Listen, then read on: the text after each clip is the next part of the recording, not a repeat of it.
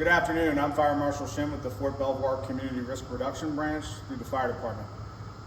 As we enter Memorial Day weekend, we want to come to you all and go over some bicycle safety tips of the trade. So this morning along with me is Lieutenant Gus. He's going to go over a pre-trip inspection on your bike real quick, what things you should look at before you go out on the road. How you guys doing? So, as we know, we want to make sure that we inspect our bicycles, especially in the beginning of the season when you're going to be riding a lot. No school is going to be happening, so you're going to be out there almost every day.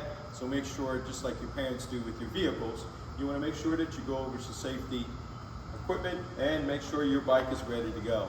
Make sure that you check the tire pressure to the right PSI. Make sure it's good to go. All right, make sure your wheels are tight. Make sure your brakes work, right?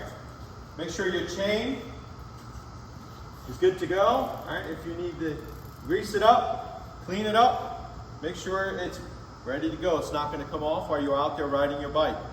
And the most important thing is make sure you check your safety equipment, all right? Just like we wear our safety equipment when we're working as firefighters, you should always wear your safety equipment riding your bicycle, right? I like to ride my bike on mountain biking, so I have to wear a helmet.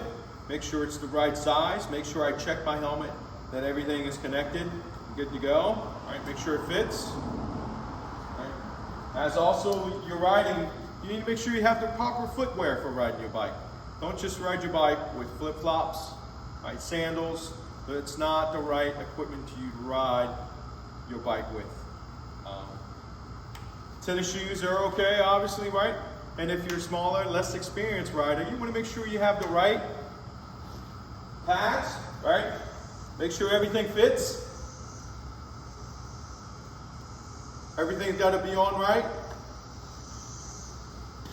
If you ride mountain bike, you probably should get a good pair of gloves because you never know when you're going to fall and you could really hurt yourself.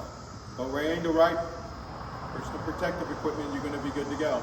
Like I said before, if you're younger and less experienced, you may want to get some knee pads, some elbow pads if you fall a lot, right? If you want to make sure you're okay and protected, so when you get out there, you can be safe and come back and do it again. So one thing when it comes to helmets, by wearing a helmet, you can reduce the possibility or probability of a severe head injury by 88%. That's a pretty substantial amount.